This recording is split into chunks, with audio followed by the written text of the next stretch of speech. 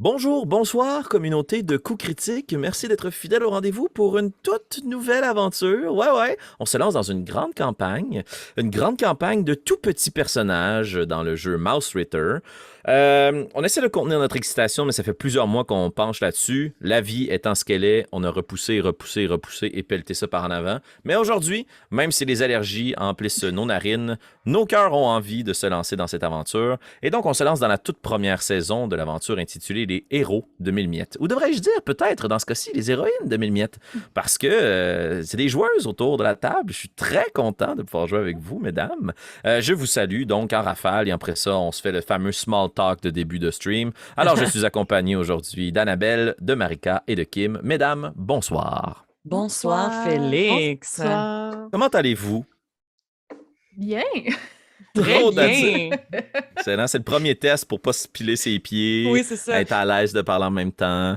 C'est normal que ce soit le chaos. C'est normal parce qu'on est de toutes petites créatures ce soir. Pour vous à la maison qui ne connaissez peut-être pas le système, on joue à Mouse Ritter, une aventure de petites souris qui je pourrais traduire librement comme l'aventure de moustache et d'épée. Donc, on joue des tout petits êtres, mais qui ne sont pas que des souris. Ce sont un monde humanoïde, un peu anthropomorphique, mais à la hauteur des souris. Donc, les souris ont des items, ont des capes, ont des épées et doivent relever de grands défis et de grandes aventures.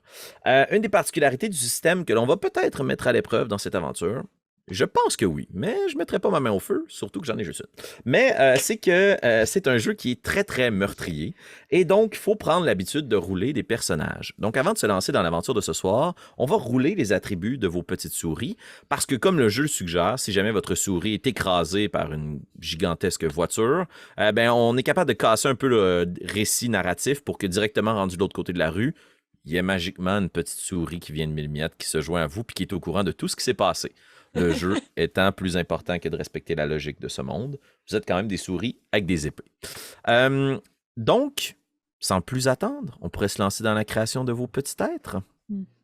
Alors, mesdames, dans le jeu Mouse Ritter, 3 caractéristiques disponibles pour vos souris.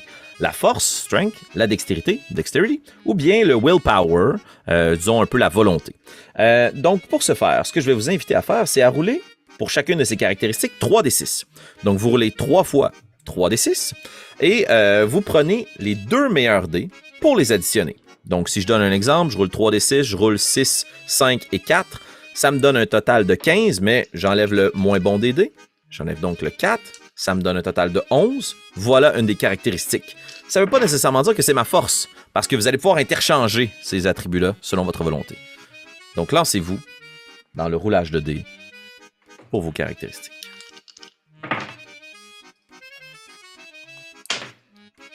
Donc, pendant que vous faites ça, j'espère que vous allez pouvoir garder votre concentration parce que je vais quand même garocher quelques petites informations. Donc, pour vous à la maison, la force, ce que ça veut dire dans le jeu de Mouse Ritter, oui, c'est la force physique, mais c'est aussi la résilience, la capacité physique à pouvoir passer à travers des épreuves, la température, le mauvais temps, des lieux qui sont dégoûtants, des odeurs fortes. La dextérité, bien évidemment, c'est la dextérité en soi, être capable d'être précis, mais c'est tout ce qui relève du monde de la vitesse et de l'agilité. Et puis finalement, pour le willpower, on a donc la force de caractère cette fois-ci et le charisme. Et une des particularités dans Mouse Ritter, c'est que les joueuses doivent rouler en dessous ou égal à leurs caractéristiques pour pouvoir réussir leur jet de sauvegarde. Donc, mesdames, est-ce que les 3 caractéristiques sont maintenant déterminées? Vos petits sourires pincés me laissent croire que vos souris ne seront peut-être pas très fortes. Est-ce que l'une d'entre vous a des caractéristiques, a aucune caractéristique qui dépasse 9? Marika, est-ce qu'aucune de tes caractéristiques ne dépasse 7? Donc 7 ou moins? Tu as une caractéristique à 8 ou 9? J'en ai juste une à 9. Bon, alors tu pourras pas profiter de ce méga boost, mais plus tard, quand on pourra venir décider de ton équipement, tu pourras en prendre de l'équipement supplémentaire parce que ta souris est un peu fragile pour l'instant. Fantastique. Une autre chose que l'on va rouler, puis on va pouvoir présenter vos souris évidemment tantôt dans l'aventure, c'est votre hit points, donc vos points points de vie, appelons ça comme ça. Mais c'est important de faire la distinction que c'est comme l'effet d'un bouclier, les points de vie dans Mouse Ritter. C'est-à-dire que vous allez avoir un certain nombre de points, et une fois que ces points-là vont être écoulés, on va pouvoir venir gruger dans vos caractéristiques. Parce que les combats de souris, ou la vie d'une souris, c'est toujours très intense. Donc on ne roule pas pour toucher. On touche immédiatement quand on attaque, et donc ça vient tout de suite taper dans les hit points, et ensuite de ça dans votre force, votre dextérité ou votre volonté. Donc, pour ce faire, vous allez rouler tout simplement un des 6 pour votre point de vie. Oh, c'est choquant. Et vous allez aussi rouler un des 6 pour le nombre de pépins que vous avez avec vous. Les pépins étant la monnaie dans le merveilleux monde des petites souris.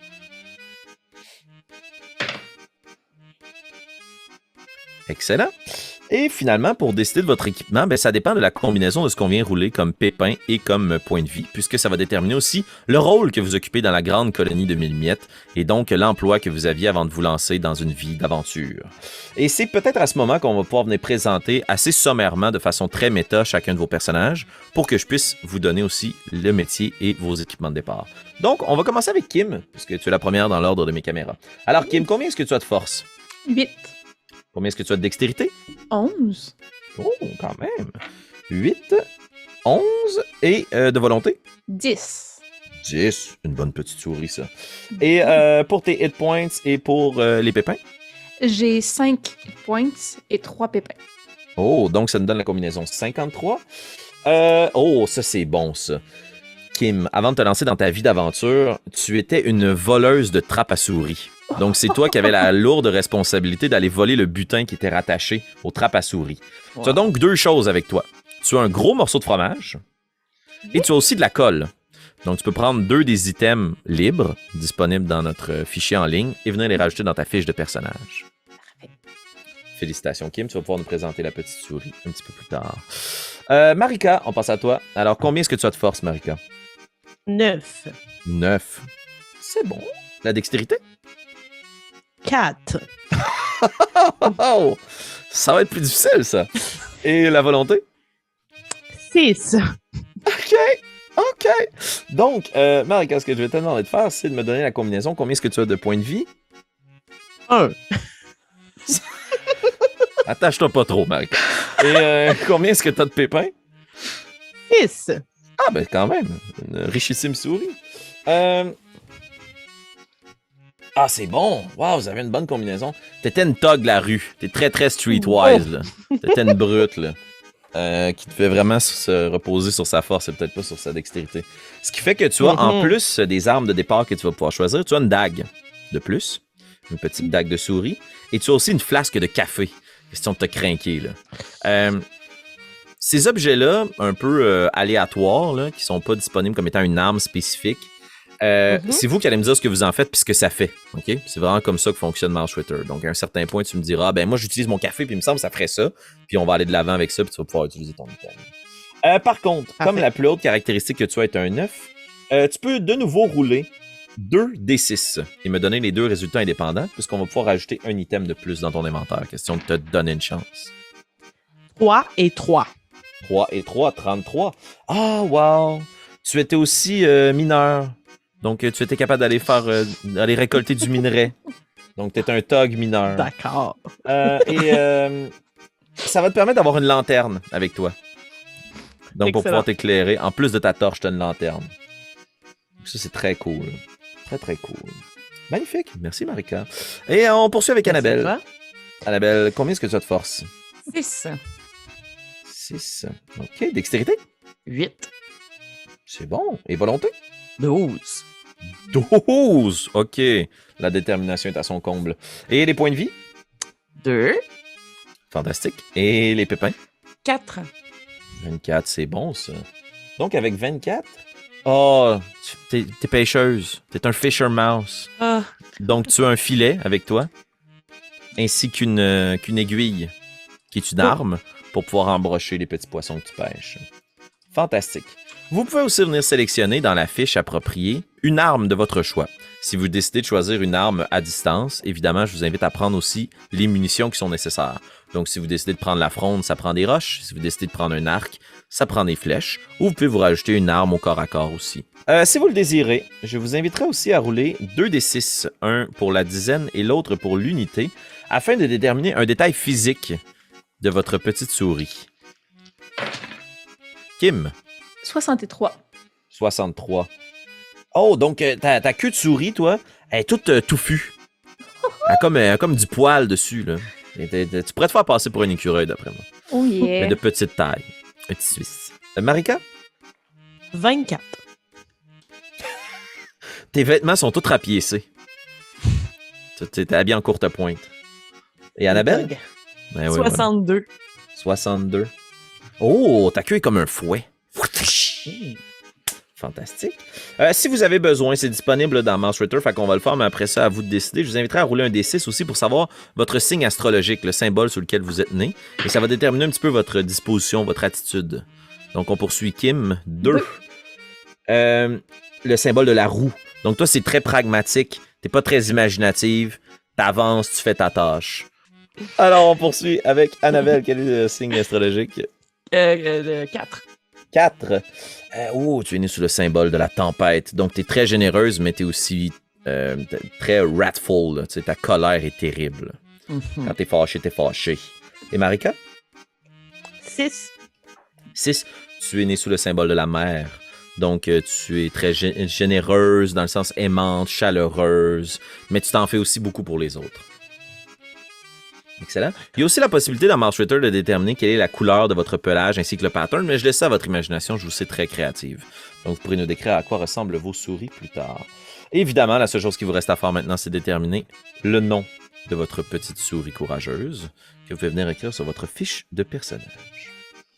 Donc, on a nos attributs, on a notre background, un détail physique, une torche d'ération, 2 items qui proviennent de votre background, une arme de votre choix et le nom de votre souris. Nous voilà donc fin prêt à nous lancer dans l'aventure.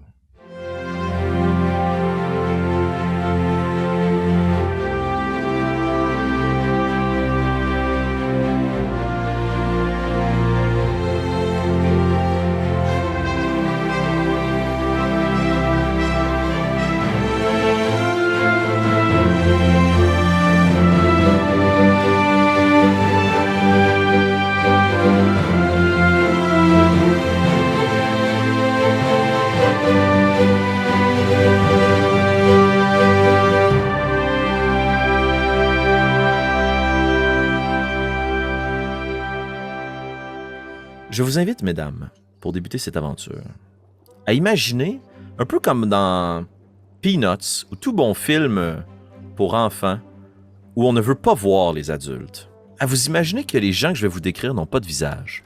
On voit peut-être une cloche, cling cling, qui sonne au moment où la porte d'un grand commerce ouvre, des pas sur un plancher de bois, qui fait craquer ce plancher de bois d'une petite chaumière. À l'extérieur, là, si on avait une vue narrative d'ensemble, il y a des grands champs, des bâtiments de ferme, une petite forêt de bouleaux, et l'eau qui coule des gouttières à la fonte des neiges. Et on se replonge de nouveau à l'intérieur, il y a des rires étouffés. Et des gens qui discutent entre eux, une poignée de monnaie qui est lancée sur la table. Ding, ding, ding, ding, ding. Et un grand monsieur dans un grand tablier, un four qui chauffe, une fumée généreuse qui remplit la pièce, une bonne odeur qui peut venir aux narines de ce grand nez très européen qui vient respirer les douces effluves de des pains chauds, de des miches qui sont sorties du four, la grande palette de bois qui se glisse dans le feu ardent, qui dépose la miche sur la table, et ching, un grand couteau qui vient couper le pain. Encore une fois, vous entendez de façon étouffée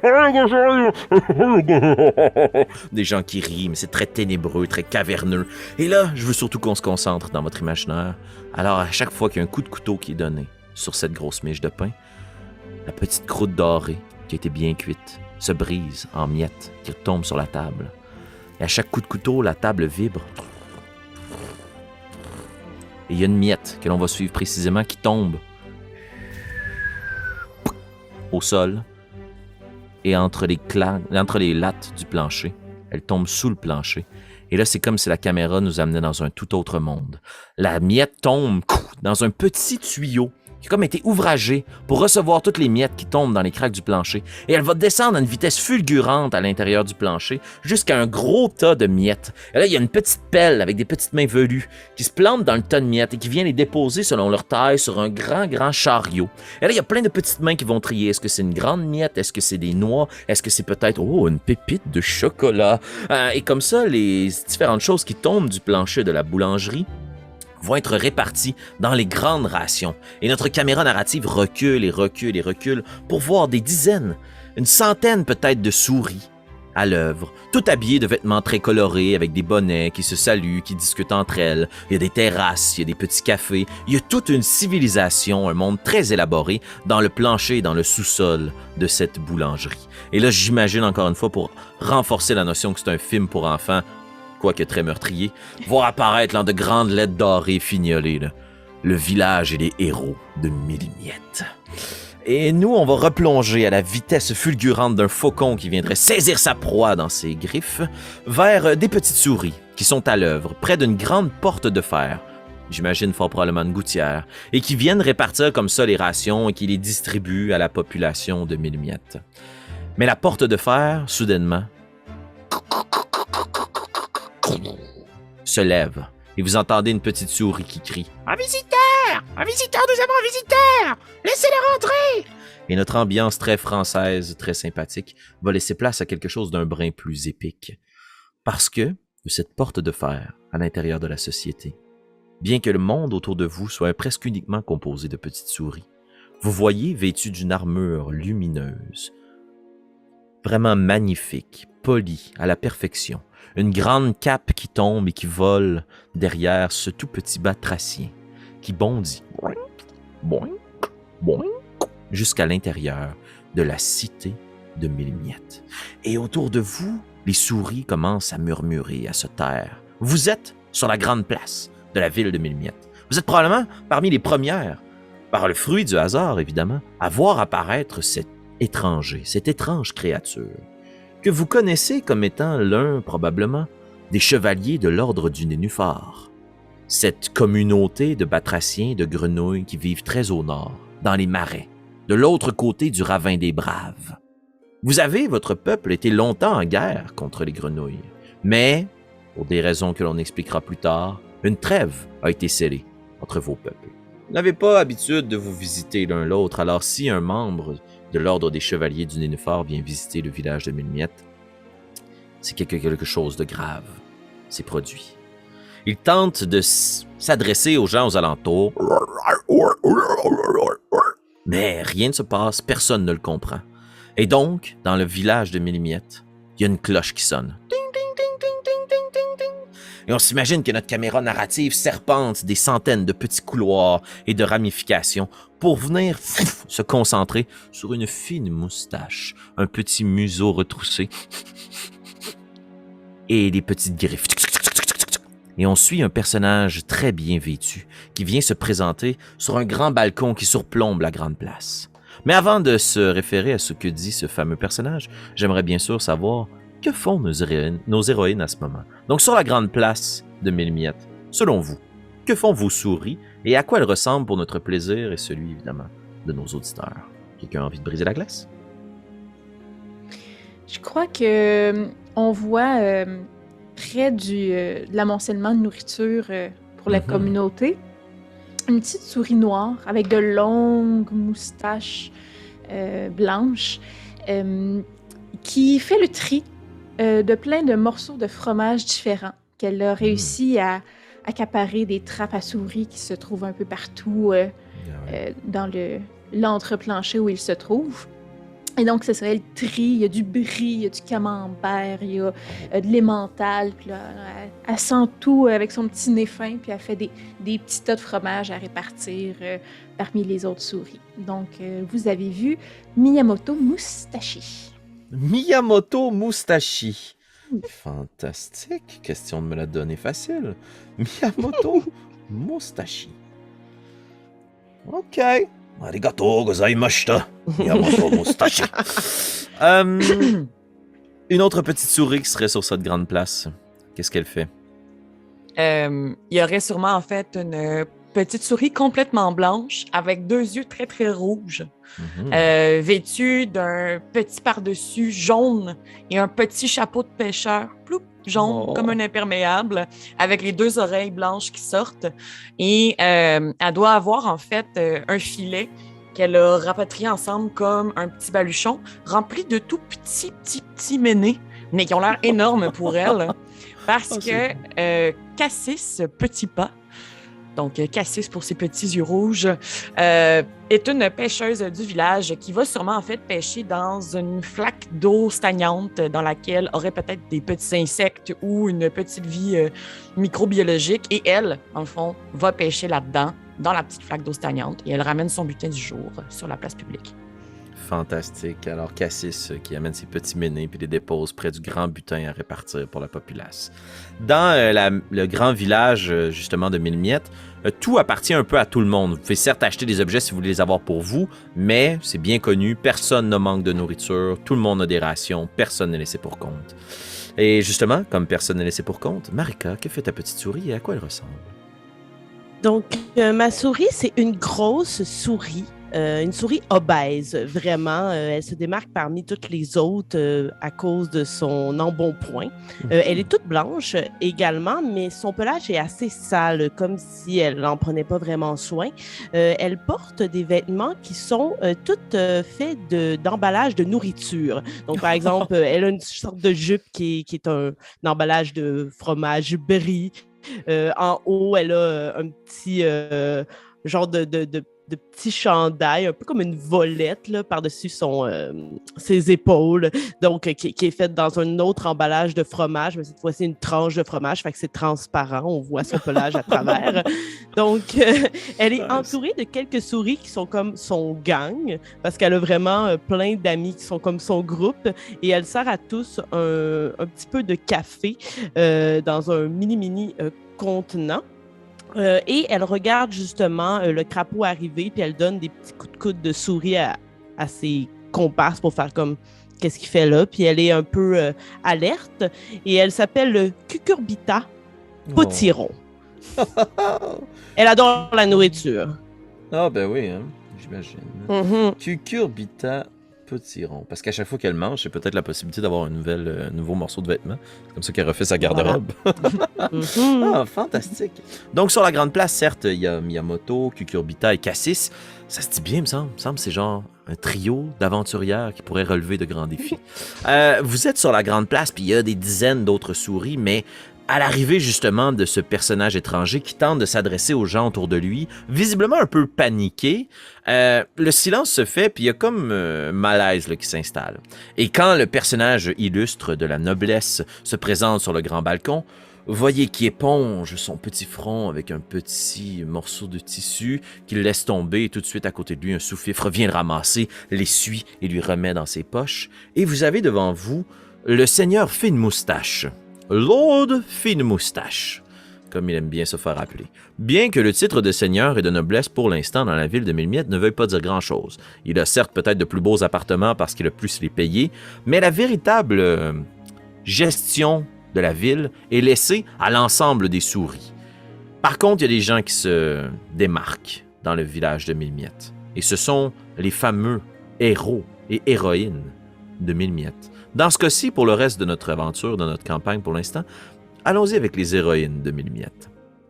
Donc, les héroïnes de Mille-Miettes qui sont un peu comme l'équivalent de nos chevaliers de la table ronde, dans une grande salle illuminée de quelques torches, une grande table ouvragée qui représente les environs de la boulangerie du village. Et puis, les héroïnes de Mille-Miettes ont relevé 1001 dangers au cours de toute l'existence de cette colonie. Et c'est à eux vraiment qu'on doit toutes les inventions, les créations les plus sophistiquées à l'intérieur du village. Et surtout, c'est à eux que l'on doit justement la paix qui règne actuellement sur le royaume. Mais malheureusement, le temps et la paix ayant rongé peut-être la plupart d'entre elles, il n'y a pas nécessairement d'héroïnes très actives pour l'instant. Disons que beaucoup de postes sont laissés vacants. Le seigneur Fine Moustache lève un peu ses petites pattes. « S'il vous plaît, calmez-vous. Nous allons écouter ce qu'a à dire notre visiteur. Nous sommes en mesure, évidemment, d'être chaleureux et d'offrir une bonne hospitalité. Chevalier de l'ordre du Nénuphar, Qu'est-ce qui vous amène dans l'illustre village de Milbiette? Et comment, moi, Lord Fine Moustache, puis-je vous aider? Et là, l'espèce de grenouille gonfle sa gorge puis tente de s'adresser aux gens autour d'elle, mais personne ne comprend quoi que ce soit. Lord Fine Moustache lève la main comme pour faire taire ce visiteur. Évidemment, j'oubliais que, bien que nous entendions sur le plan politique, nous ne pouvons absolument pas vous comprendre. Que fais-je faire? Je sais qui pourra nous aider. Wapazaka! Il crie comme ça, puis ça se répercute dans les nombreux tunnels. Puis tout de suite à côté, là, il y a quelqu'un qui apparaît. Un grand chapeau, comme un cône d'aluminium là, qui est déposé sur sa tête. Une grande robe qui le recouvre. Probablement aussi un autre morceau d'un tissu quelconque, très étrange, avec des écritures là, très différentes de ce que vous pourriez retrouver. Quelqu'un qui vient de loin, qui est tout juste à côté. Une grande gueule qui descend, grisâtre, une petite barbichette. « Vous avez fait l'appel à moi, mon seigneur. » Oui, nous ne comprenons rien de ce que dit cette grenouille. Aidez-nous avec votre magie. Et là, dans le monde de Mouse Ritter, la magie, ça existe, mais c'est très très rare et très dangereux. C'est la raison pour laquelle les gens vouent comme une relation amoureuse avec Wapazaka, le grand mage de Milmiette. Il ouvre sa cape. Vous voyez qu'il se saisit d'une petite tablette, une petite pierre sur laquelle il y a comme une rune d'engravé. Il va descendre le long d'escalier. Il va se rendre jusqu'à la grenouille. Il va tenir la tablette devant. Et selon vous, est-ce que vous avez déjà vu de la magie à l'œuvre, d'après vous? Probablement pas. J'allais. On a entendu j'allais parler, dire la même mais- chose, ouais. Ouais. Et de ton côté, Doute. Cucurbita? J'en doute aussi, à moins qu'un soir où je faisais ma toque dans une ruelle, j'ai assisté à un tour de magie, mais probablement que je doute que c'est vraiment de la magie. Là, tu sais. Je dois être pas trop superstitieuse, donc... Parfait. Donc, vous en avez entendu parler, vous en avez jamais vu à l'œuvre. Donc là, toutes les souris se rapprochent très, très proches de Wapazaka. Justement, en se disant comme « Ah, OK, nice, on va finalement voir c'est quoi qui fait le mage. » Puis il tient sa tablette devant lui. Puis, à votre grande surprise, vous seriez attendu à une voix ténébreuse, quelque chose de lourd, un peu comme quand Gandalf là, fait une incantation, là, mais c'est des murmures. Et maintenant, nous te comprenons.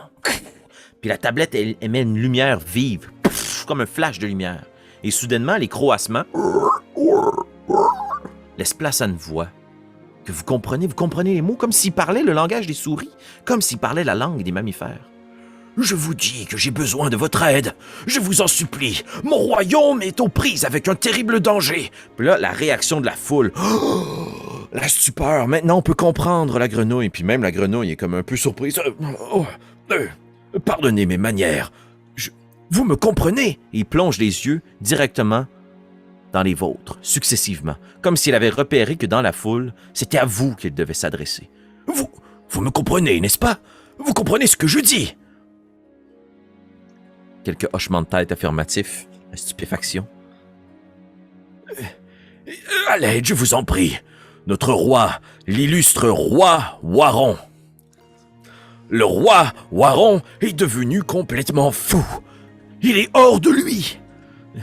Depuis quelques semaines, je suis triste de l'admettre, mais il a commencé à dévorer nos propres congénères.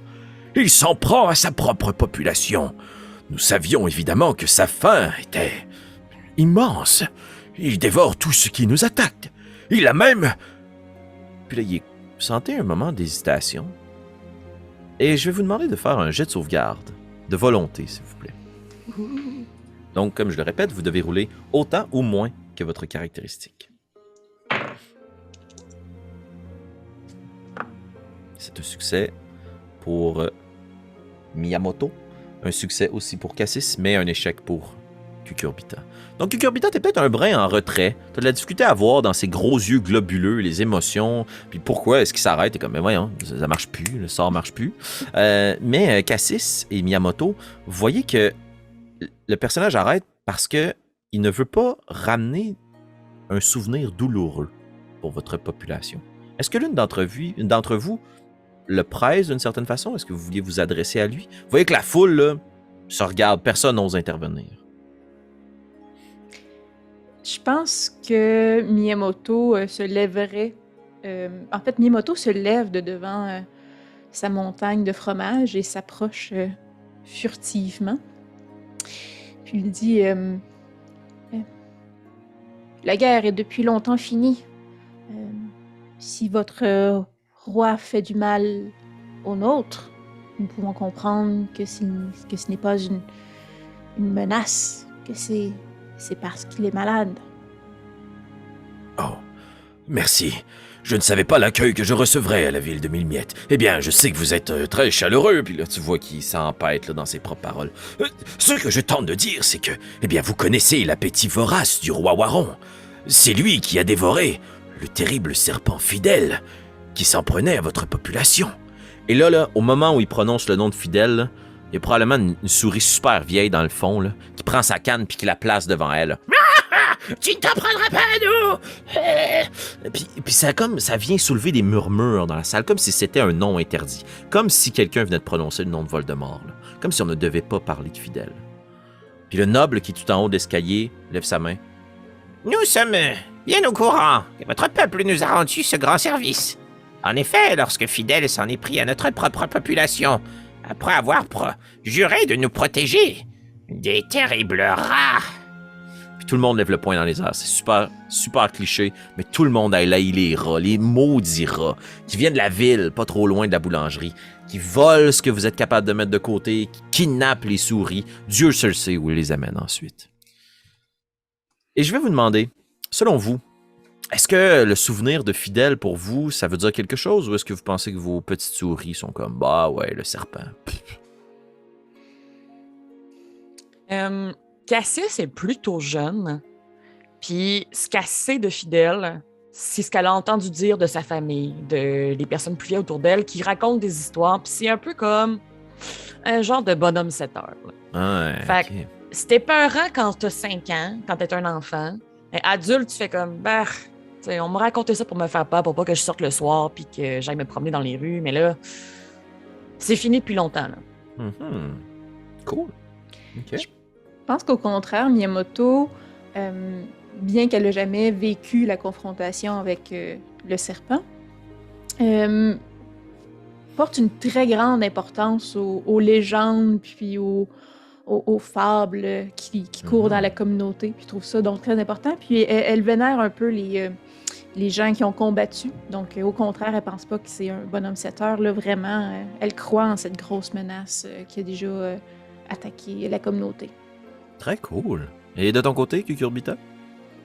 Mettons, ça fait combien de temps que Fidèle était une réelle menace, si réelle menace il l'était? Dur à dire parce que le temps est une chose bien évasive. La vie des petites souris, c'est rapide et fulgurant. Mais plusieurs saisons. Okay. Mais assez proches pour que vous soyez comme au courant. Là. La guerre qu'il y a eu contre les Batraciens, ça s'est fait soit de votre vécu, ou vous étiez très très jeune, ou un projet, mettons, pour vos parents. Là. OK. Parce que j'imaginais quand même que Cucurbita est assez vieille parmi les souris. Et je pense que c'est possiblement ça qui aurait poussé Cucurbita à vouloir être une héroïne ou une togue de la rue, de genre d'entendre les histoires de sa famille dire on a des ennemis vraiment puissants, puis elle voulait comme se dresser devant eux de tout son poids, hein, pour pas faire de jolis jeux de mots.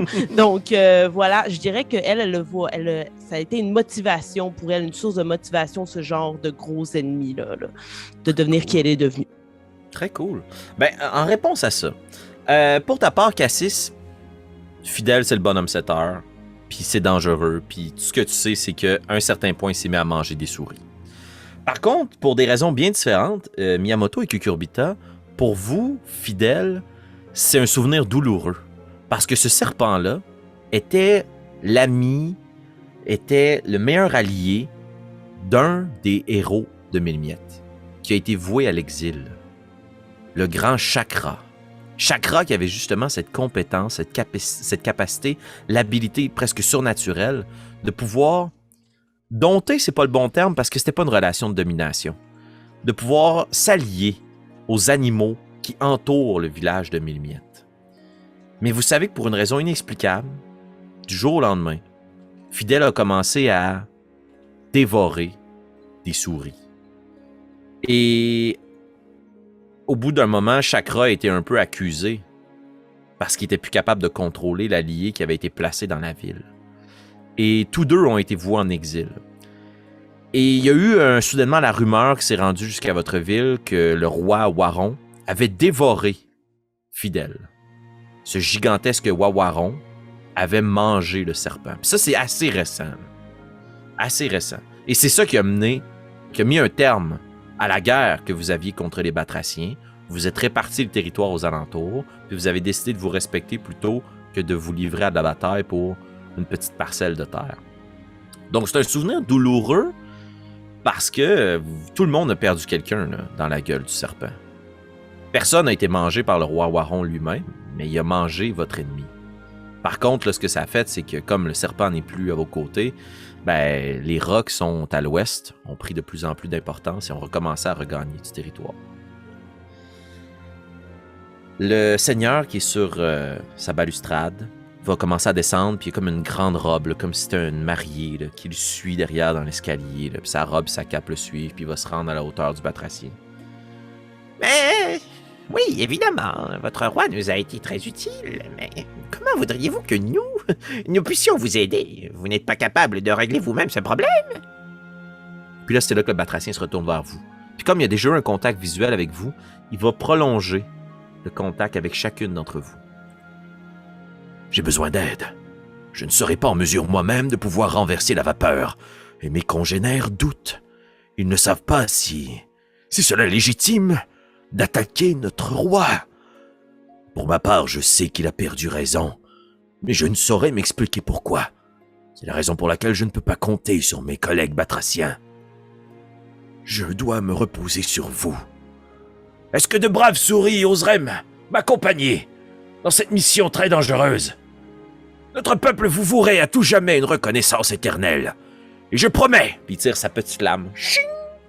de vous protéger au péril de ma vie et de m'assurer de votre retour si nous revenons victorieux. S'il vous plaît, j'ai besoin d'aide. Puis vous remarquez que toutes les souris commencent à reculer. Et je vais vous demander de faire un jet de sauvegarde de dextérité, s'il vous plaît. Cucurbita, tu vas pouvoir le faire à avantage, puisqu'il était un petit peu plus loin, en retrait. Succès, succès, échec pour Cucurbita. Cucurbita, t'es sûrement en train de te reverser du café, puis tu ris, puis genre, puis tu t'en vas pour taper du coude quelqu'un à côté de toi, puis ouais, hein, y a plus personne. Puis là, quand tu te rends compte de ça, toutes les souris sont en arrière de toi. Puis c'est comme si t'étais un peu mise de l'avant. Cassis, Miyamoto, quand vous voyez que tout le monde se recule, est-ce que vous décidez de reculer aussi? Non, Miyamoto, je pense qu'elle va prendre la situation plutôt au sérieux, puis un peu dramatique dans le théâtre, là, prendrait la lame qu'elle a accrochée à sa taille et s'approcherait du Batracien, puis un peu à l'image des 3 mousquetaires, là, tirerait sa lame pour l'accoter dans les airs avec la sienne. Oh wow. Puis tu vois ses petits yeux globuleux là, qui deviennent très humides. Et pour ta part, Cassis? Cassis va sûrement comme déposer son sac de méné, le regarder, regarder tout ce qui se passe, analyser, faire comme je suis déjà mouillé. Tu sais. Va avancer à 4 pattes, s'asseoir, rouler un peu de ses yeux rouges, puis il va accoter son aiguille sur le sol comme une lance. Tu sais. Et Cucurbita, quand tu te rends compte que t'es un peu comme à l'avant du groupe, là, est-ce que tu joins les autres ou tu es un peu encore prise sous la stupéfaction? Ben, en fait, dès que je me rends compte que je suis à l'avant de tout le monde, Kyurbita va juste taper sur sa grosse bédaine. Il va faire comme « J'en vaux 2! » Puis là, je vais ôter mon chapeau qui est fait d'un 10 sous avec un bouton de liège dessus collé. Oh, nice. C'est full ça fait son pesant. petit chapeau. Exact. Il faut qu'il y ait une petite corde probablement autour de son petit cou, de son gros cou probablement. C'est ça. Fait que va se joindre sans sortir une arme, mais présenter comme quoi elle sera de l'aventure. Fantastique. Puis vous voyez que dans cette scène-là, méga héroïque, là, vous vous détachez du reste du groupe, puis j'imagine que notre caméra narrative recule. Puis il y a comme une voix narrative externe qui vient raconter l'histoire qui s'apprête à se dérouler. La grande aventure qui commence a besoin de cette voix narrative extérieure. Et c'est ainsi que les héroïnes de Mille-Miettes prêtèrent leur allégeance aux chevaliers batraciens. Bravant tous les dangers qui se dresseront sur le chemin, elles ont accepté le défi de l'aventure. Mais à quel prix? Et quelle sera leur mission? Et on revient sur vous.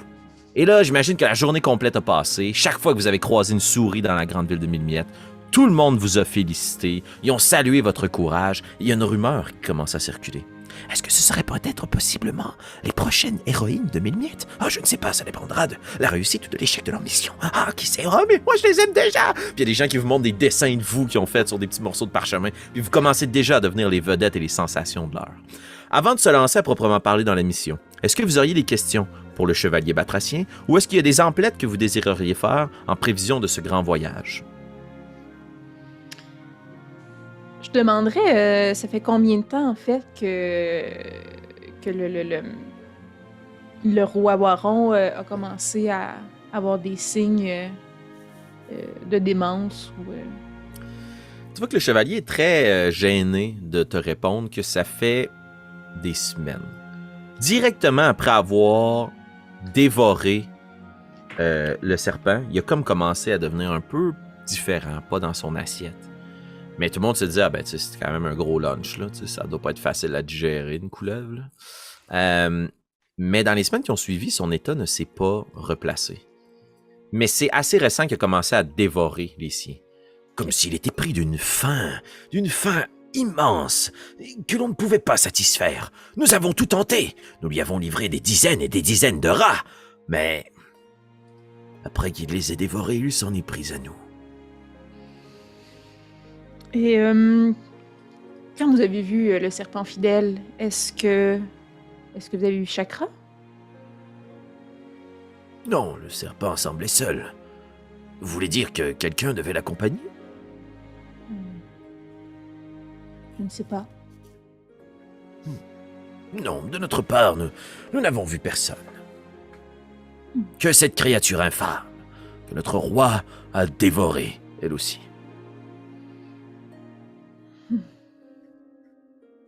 Probablement que si c'est possible, je voudrais être proche de Miyamoto qui parle justement avec le chevalier.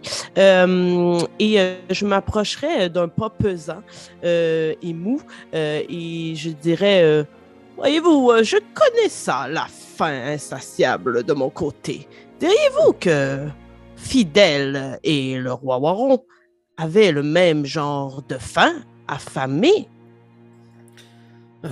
Maintenant que vous le dites, si les histoires qui sont racontées à propos de Fidèle sont véritables, je crois en effet qu'il ne fait plus la distinction entre ses alliés et ses ennemis. Mais notre roi n'a rien, absolument rien, qui pourrait le comparer à cette infâme créature. Cependant, ils ont la même faim, je dois l'admettre. Voyez-vous, j'ai déjà mangé un bout de fromage qui avait, disons, mal vieilli et j'ai été dans une humeur assez bizarre pendant quelques jours. Possiblement que le roi Waron aurait pu être empoisonné par Fidèle, non?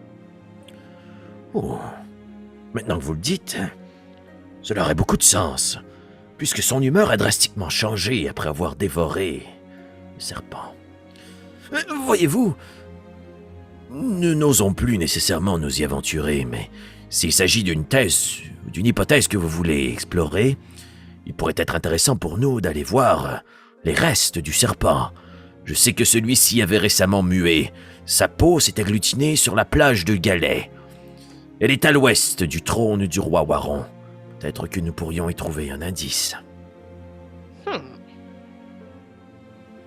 Bonne idée. Qu'en pensez-vous, Miyamoto? C'est un plan qui me semble très, très bon, en fait. Est-ce que vous aviez pensé à un autre plan d'action ou c'était vraiment la meilleure piste à explorer? Eh bien, comme notre marais se trouve de l'autre côté du ravin des Braves, Je crois qu'une fois que nous serons rendus dans le marais, certes, il s'agit d'une des pistes les plus intéressantes à explorer, mais vous avez mentionné que le serpent pouvait peut-être être accompagné de quelqu'un. Oui, une souris, comme nous. Bien. C'était un de nos héros, mais il a dû quitter. Ah ah! Eh bien, cela pourrait expliquer d'autres choses. Car voyez-vous, il y a de cela des lunes et des lunes. Votre peuple avait bâti un petit bastion, un avant-garde fortifié dans les marais. Et pour toi, Cassis, tu sais de quoi il parle. Il parle du bastion du Creux du Nœud. C'était un spot qui était super reconnu par les pêcheurs. Parce qu'à proximité, les eaux sont plus profondes. Fait que c'était le meilleur endroit pour pêcher. Il a été abandonné parce que maintenant, il ne sert plus à grand-chose. Et il a aussi maintenant la réputation d'être hanté.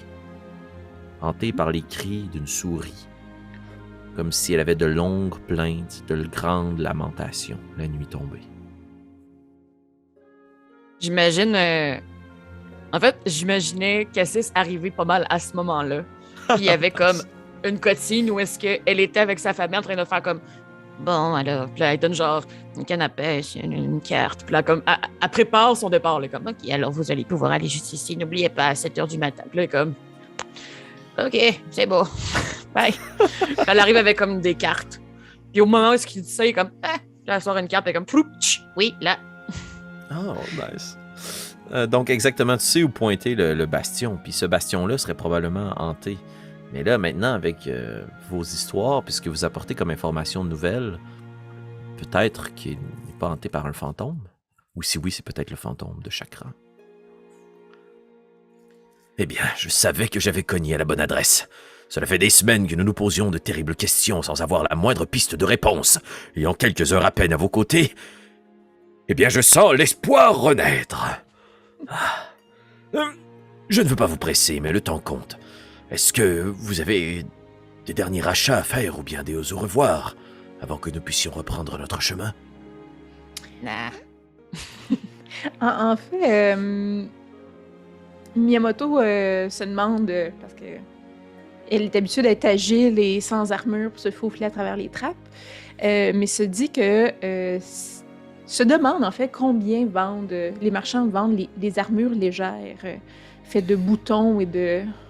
Oui. Ça coûte 150 pépins. C'est assez Oula! dispendieux là, pour pouvoir te protéger adéquatement. Elle va continuer à être agile et se faufiler. Ouais, c'est assez dispendieux, les objets dans Mouse Ritter. Donc, si jamais vous trouvez un objet abandonné, récupérez-le. Ouais. Elle regarde ses 3 pépins. Puis elle fait comme, je pense que je suis prête à y aller. Excellent. Donc, Cucurbita, est-ce que tu avais quelque chose à aller chercher? Non, je vais peut-être juste plonger mes 2 petites pattes dans la montagne de fromage puis m'en mettre dans mes poches de jupe pour avoir des petites provisions, mais non, j'ai rien d'autre à aller chercher. Je vais juste faire ma petite poignée de main avec mon gang avant de partir, puis Très voilà. bien. Si tu veux, tu peux te rajouter une ration supplémentaire dans ton inventaire. Donc, un petit Excellent. système de ration. Il est très important pour vous de manger à chaque jour. Autrement, vous allez devoir subir la condition affamé, hungry. Mais à chaque fois que vous mangez, vous pouvez barrer un des petits cercles présents sur votre objet. Donc, aussi simple que ça. Chaque petit cercle correspond à une journée. Vous avez besoin de manger juste une fois par jour, à moins que vous décidiez d'être glouton. Vous êtes donc guidé comme ça sous les acclamations de la foule jusqu'à l'extérieur du grand village de Mille-Miettes. Les gens encensent votre départ, votre courage. Fort probablement même qu'il y a un barde pas trop loin qui joue d'une toute petite harpe à genre 2 cordes, là, qui est en train de composer une légende ou un chant, un ode à votre courage et aux 3 aventurières. Et la fin de sa chanson se termine sur « La renaissance des héroïnes de Mille-Miettes ». Et la grille de fer se lève. Et notre caméra narrative, plutôt qu'être à l'intérieur du village, pivote et rendue de l'autre côté. C'est la forêt oppressante qui borde ce côté-ci de la boulangerie. De grands bouleaux qui s'étirent très haut dans le ciel, qui dansent sous les bourrasques de vent. Et au sol, de petits amoncellements de neige qui commencent à fondre, puisque le printemps est à vos portes. Habituellement, le printemps est signe de renouveau, de naissance, d'un été verdoyant. Mais pour vous, il y a un petit pincement au cœur. Votre gorge se serre, puisque peut-être qu'il s'agira là de votre dernière saison. Et c'est ainsi qu'on va terminer notre aventure ce soir, mesdames. Notre tout premier épisode de l'aventure des héroïnes de 1000 miettes, alors que notre prochain épisode recommencera sur le début de votre grande aventure pour venir en aide au chevalier, toujours sans nom, le chevalier de l'ordre des nénuphars. On y a pas demandé. Le chevalier batracien, c'est suffisant. Je vous remercie d'avoir été fidèle au rendez-vous. Vous allez voir justement, à force de nous écouter, que c'est des petits épisodes un peu plus condensés. Question que ça se digère bien, à la hauteur d'une souris et à la grosseur d'un repas de souris, sauf peut-être celui de Cucurbita qui en prendrait toujours un brin de plus. Je vous remercie d'avoir été là en si grand nombre. Je vous invite à nous suivre sur nos différentes plateformes, que ce soit en audio, en podcast, ou bien à vous abonner à la chaîne sur YouTube. Si vous avez quelques pépins en trop, n'hésitez pas à nous les lancer violemment au visage sur Patreon. Ça vous permet d'avoir accès à du contenu exclusif ou en primeur. Et sur ce, on se donne rendez-vous pour la deuxième partie de cette aventure printanière des héroïnes de 1000 miettes. Ciao!